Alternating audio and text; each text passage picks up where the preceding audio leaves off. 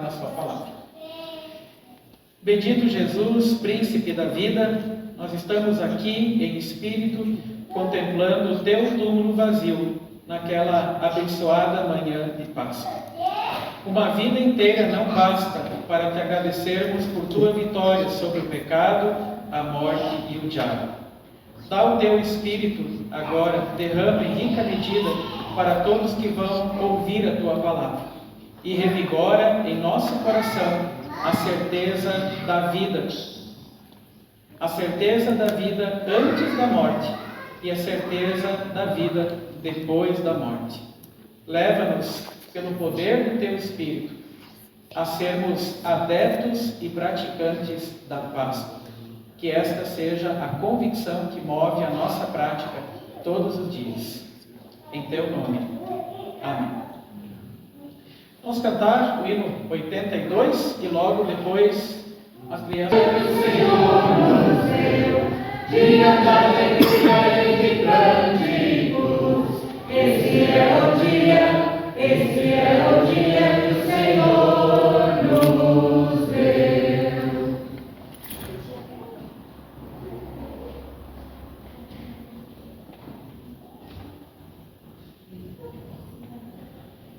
Possivelmente vocês já conhecem aquela história. Tá ligado aqui? Tá ligado? Então tá bom. Aí, agora eu me escuto. Possivelmente vocês já conhecem a história daquela esposa que gostava de preparar um peixe assado para o seu marido. Só que ela sempre cortava a cabeça e o rabo do peixe. E o marido ficava intrigado com aquilo. Por que ela sempre cortava? Eram tempos difíceis, né? E ele perguntou para ela: por que você corta a cabeça e o rabo? Ela disse: olha, é uma tradição da família, eu aprendi com a minha mãe. Ele achou aquilo estranho, foi perguntar para a sogra, e ela disse: é uma tradição da família, eu aprendi com a minha mãe. Ela falou. Aí ele foi na oma da esposa, né, na avó da esposa, e perguntou para ela a mesma coisa: por que ela sempre cortava, né, a cabeça e o rabo do peixe? Ela disse: ah, sim, meu filho, eu sempre cortei a cabeça e o rabo do peixe porque a minha forma era pequena. Eu não conseguia assar o peixe inteiro. Dentre as várias lições dessa história, uma delas certamente é como a gente acaba influenciado por coisas que a gente ouve e a gente acaba passando para frente sem ter uma reflexão, de fato, do porquê que a gente faz aquilo. 2 gerações inteiras que não aproveitaram a cabeça e o rabo do peixe e nem sabiam por que estavam fazendo isso. Veja como as coisas na nossa vida, muitas vezes elas vão se perpetuando e se solidificando, e tantas vezes sem uma explicação, sem um sentido, sem uma razão convincente.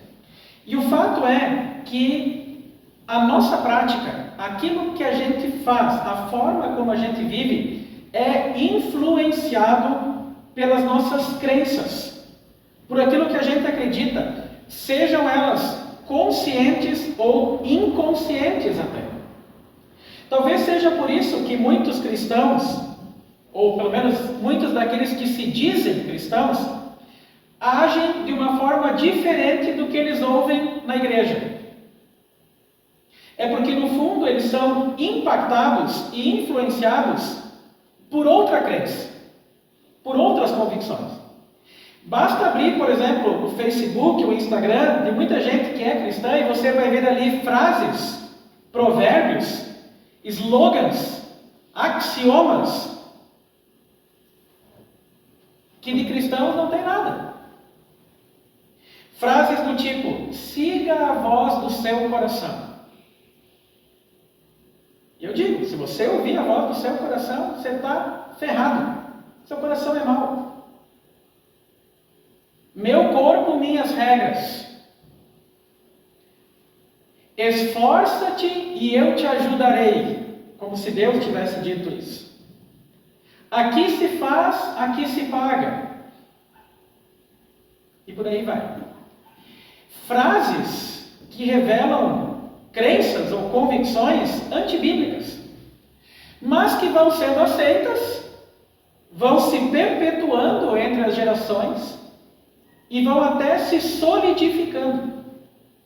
Uma dessas crenças perpetuadas e solidificadas, e por isso sempre na prática, nas ações de muita gente, é a ética hedonista. Vou pedir para o Kennedy colocar o próximo slide. Isso, a ética hedonista, que vem dessa palavrinha no grego aqui, hedone, que significa prazer. Na ética hedonista, o sentido da vida é a busca pelo prazer. O que me dá prazer me faz feliz.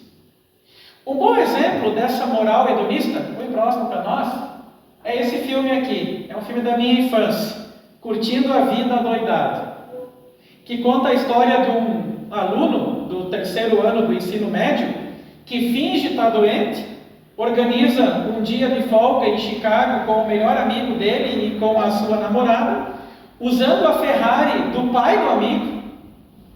E o filme explora, então, essa busca por liberdade, essa tese de aproveite a vida ao máximo. E tudo bem, é uma comédia, né, gente? É ficção. E a gente até se diverte com isso. Mas nunca é demais a gente perguntar que tipo de valor, que tipo de ideia o filme transmite. É a ideia de que o importante é ser feliz e aproveitar a vida. Vocês conhecem gente que fala isso? O importante é ser feliz. O importante é aproveitar a vida. Não é preciso ser nenhum gênio para perceber que essa crença não vai dar certo. Basta ler as páginas, por exemplo, de Eclesiastes, onde Salomão diz algo como: olha, eu aproveitei tudo isso que você pode imaginar, e o meu coração continuou vazio. Vai por mim. Não é curtindo a vida que você vai ser feliz. Essa lógica hedonista, né, como nós vemos aqui, é tão antiga quanto andar para frente. E é um discurso interessante, é um discurso que massageia o ego. É um discurso gostoso de ouvir. E por isso essa lógica foi se perpetuando e se solidificando. Não é de agora. 700 anos antes de Cristo, o profeta Isaías já havia se referido a essa ética com o povo de Jerusalém. O povo de Jerusalém estava naquela vibe, vamos curtir a vida, e se esqueceu de que a vida é mais do que comida, é mais do que bebida, é mais do que prazer. E eles estavam à plena farra, afinal o importante é ser feliz, é aproveitar a vida, e estavam nessa de comamos e bebamos, porque amanhã nós vamos morrer mesmo. E o povo se esqueceu do conselho de Salomão. Aproveite a vida, seja feliz sim, mas não esqueça que de tudo que você viver, Deus vai pedir contas. O povo se esqueceu da realidade do julgamento. E ninguém vai escapar desse julgamento. E esse hedonismo dos moradores de Jerusalém deu no que deu. Você sabe o que aconteceu, né? Jerusalém caiu na mão dos babilônios. Mas nem as catástrofes da vida impediram os hedonistas. Essa lógica foi se perpetuando. E assim surgiu a escola cirenaica, em Cirene, com esse homem, Aristipo de Cirene, lá nos 4º e 5º séculos a.C. Qual era a orientação do Aristipo, que foi então seguida pelos cirenaicos? Busque o prazer, especialmente o físico, como bem supremo, como objetivo da vida. A vida feliz é aquela que é desfrutada com a maior quantidade de prazer possível e a menor quantidade de dor. Resultado desse hedonismo cirenaico: individualismo, egoísmo. Afinal, o importante é ser feliz. O importante é eu ser feliz. Depois dos cirenaicos surgiu o epicurismo, com Epicuro de Samos. Era um hedonismo menos radical, menos individualista, mas era um hedonismo. E Epicuro ensinava, na verdade, que ao invés do prazer físico, se deveria buscar o prazer das coisas da mente. Então ele dizia: olha, não vamos tanto pelo caminho dos cirenaicos aí, não vamos nos entregar à diversão a qualquer preço e para fazer essas práticas vergonhosas que eles praticam, mas de qualquer forma era a busca pelo prazer e uma vida sem sofrimento. E por fim, uma forma mais moderna de hedonismo surgiu com Jeremy Bentham, um filósofo inglês, século VIII, chamado de utilitarismo. Moral é tudo aquilo que é útil, e útil é tudo aquilo que traz benefícios. Então não tem certo ou errado. As ações são certas quando elas promovem prazer, e erradas quando promovem sofrimento. Então, na ótica utilitarista, André, quando a gente dá umas palmadinhas nos nossos filhos, né, nós estamos errados. O problema dessa ética é o consequencialismo. As ações são definidas como boas ou ruins dependendo da consequência. Se gera prazer, é certo. Gera sofrimento, é errado. O que torna o hedonismo tão perigoso para o mundo não é só o caos que o mundo se torna quando cada um faz as suas leis. O importante é eu ser feliz. Porque daí as pessoas passam por cima do bom senso, passam por cima dos bons princípios, e se você disser alguma coisa para elas, elas vão dizer: tudo bem, mas eu sou feliz assim. Não é só esse o problema. O problema, o que torna o hedonismo tão perigoso, é que o hedonismo só enxerga a vida logo adiante dos nossos pés. É o imediatismo. O hedonismo descarta a eternidade. O hedonismo não leva em conta uma vida depois da morte. Não leva em conta uma realidade de julgamento. E o pior, quando o importante é eu ser feliz e ter prazer, quem se torna o Deus da minha vida? Eu mesmo. E aí é a idolatria do eu, é a egolatria, e Deus acaba sendo descartado também. Não à toa, para os epicureus, se você ler as nossas confissões de fé, confissão belga, por exemplo, vai dizer lá na providência divina, né, que os deuses não se importam conosco. Por isso, viva do jeito que quiser, é cada um por si. O apóstolo Paulo também lidou com um problema hedonista na sua época, e isso fica claro quando ele escreve a sua primeira carta aos Coríntios. O texto que nós lemos hoje, que faz parte do capítulo 15 de 1 Coríntios, é o maior e mais completo escrito do Novo Testamento sobre a ressurreição de Jesus e a nossa consequente ressurreição. Paulo começa falando sobre a morte de Jesus, que ele foi sepultado, que ele ressurgiu, sua aparição aos discípulos. É ele quem conta, inclusive, que Jesus apareceu depois de vivo a mais de 500 pessoas. E por que Paulo escreve tudo isso? Porque havia gente naquela igreja de Corinto, gente que se dizia cristã. Que igreja? Que dizia assim: os mortos não vão ressuscitar, não tem vida depois da morte. A morte é o fim. Com a morte acabou. A morte tem a última palavra. E aí Paulo diz assim: se isso é verdade, então Cristo também não ressuscitou. E aí onde nós chegamos? Se Cristo não ressuscitou, é inútil pregar sobre Ele. É inútil crer nele. E mais, acabou a esperança. Se a nossa esperança em Cristo, diz Paulo, se limita a esta vida, nós somos as pessoas mais infelizes do mundo. Se a ressurreição de Jesus é uma farsa, vamos embora, gente. O que nós estamos fazendo aqui?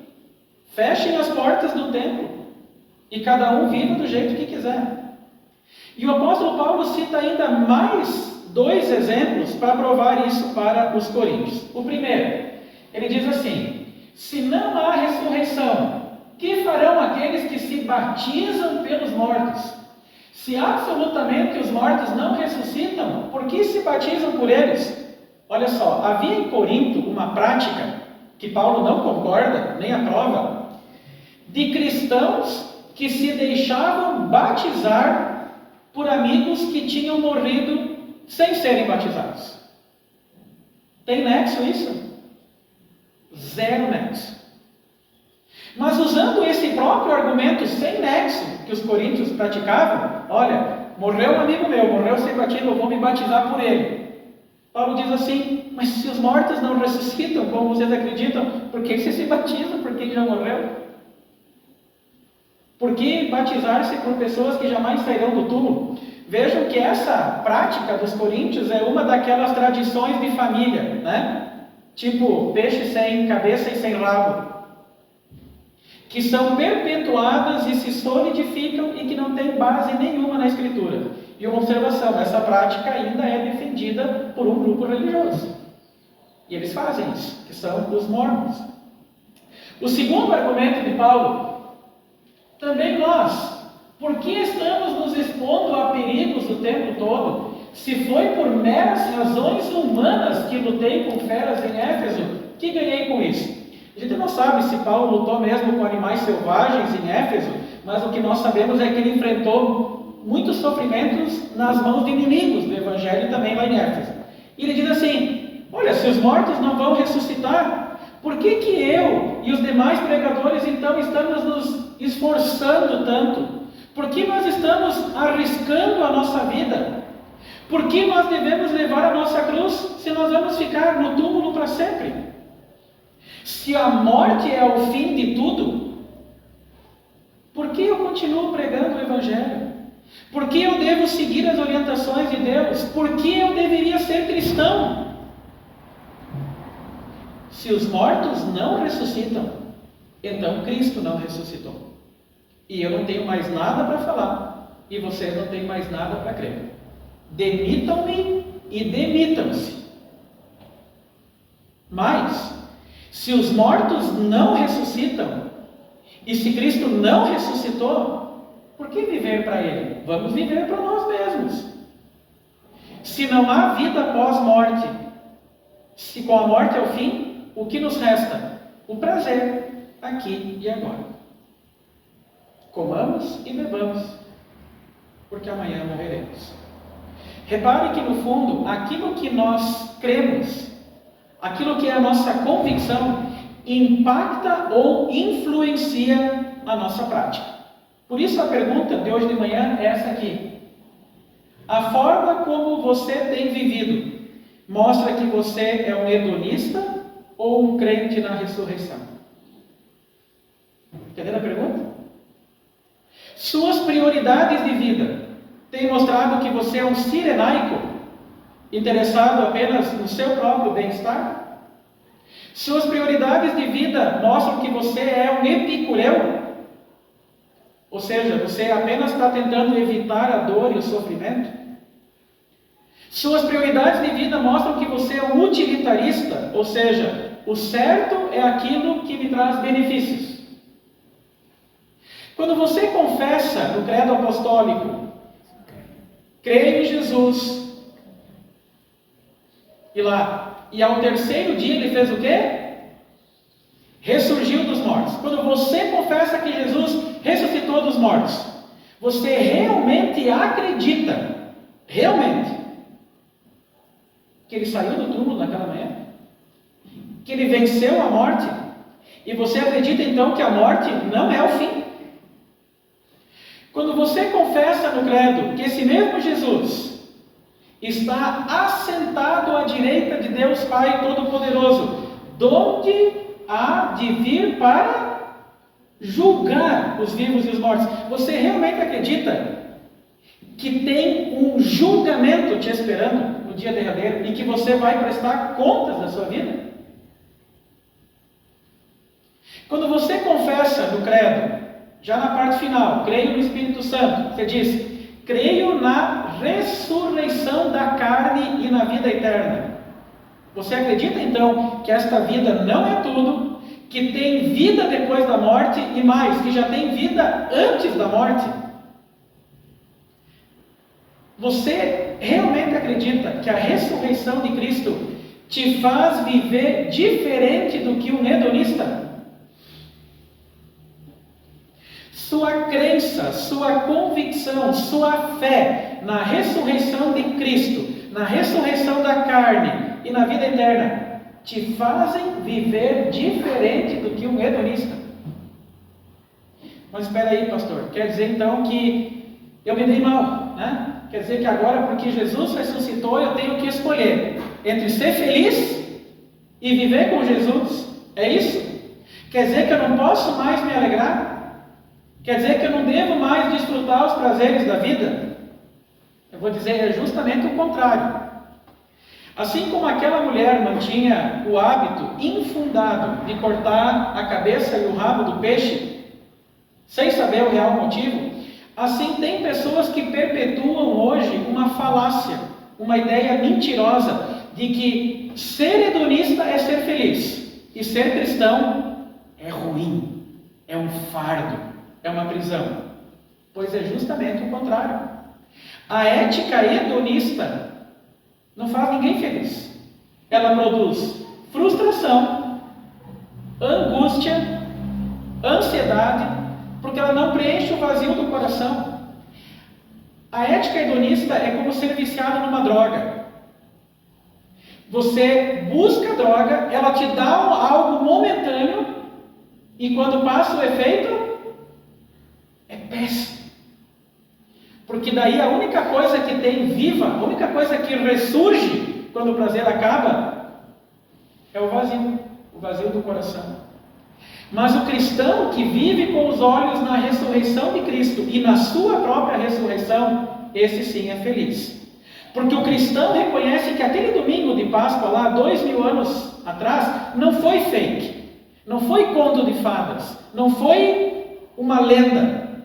Aquele fato, aquele evento real da ressurreição de Cristo foi o fogo que acendeu, que aqueceu a caldeira do coração dos seus seguidores e transformou a prática deles.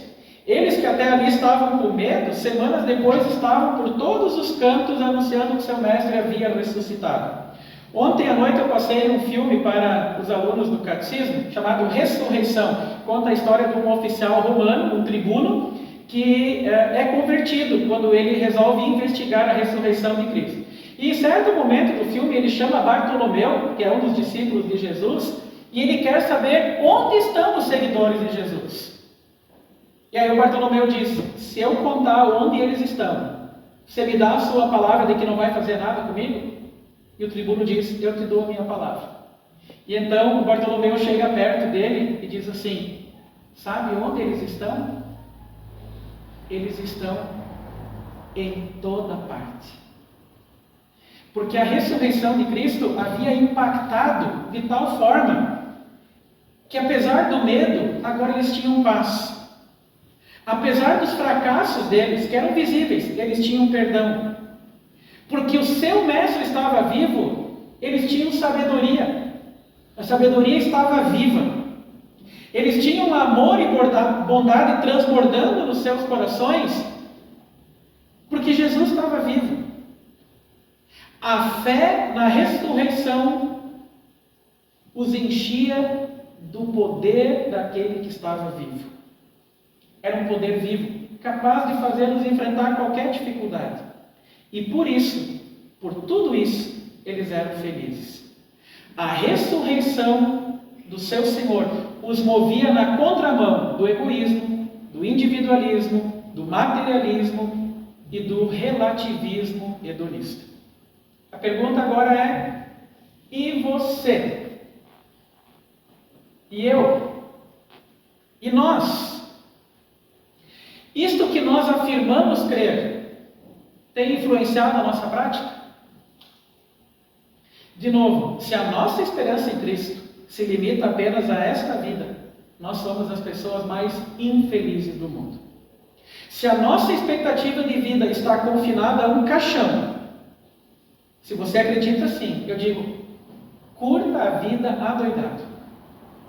Viva loucamente. Viva sem juízo. Faça o que quiser e que lhe dá prazer.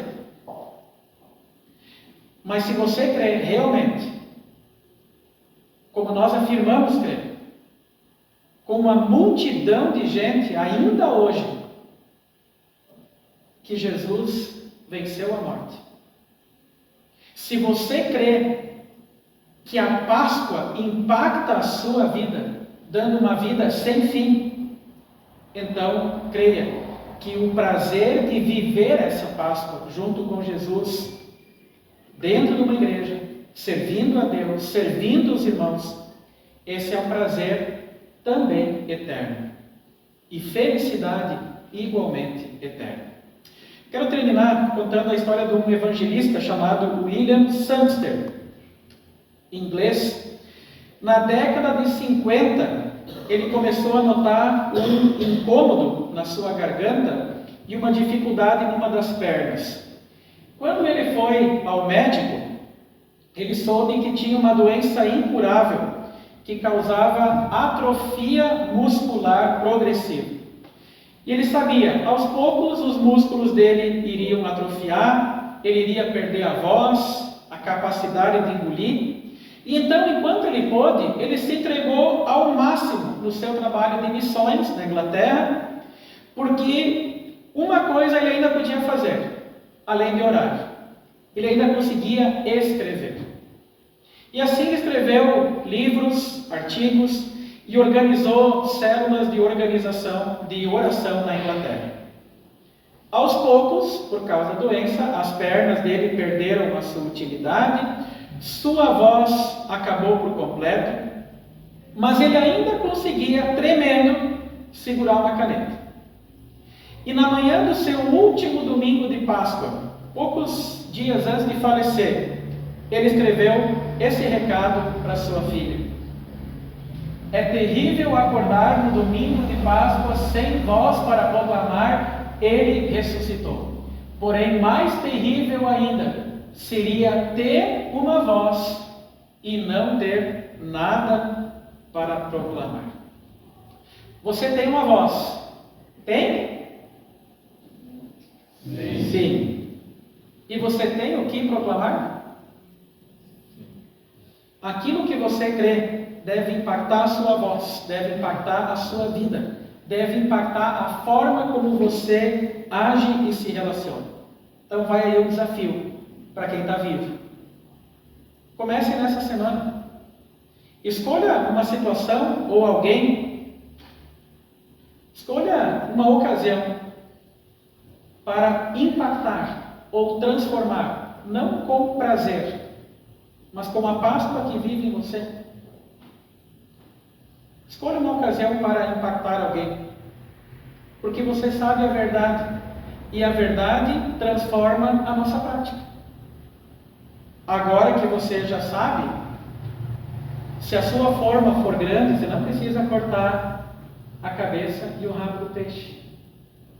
E agora que você sabe a verdade da ressurreição de Jesus, da sua ressurreição e da vida eterna, viva essa verdade.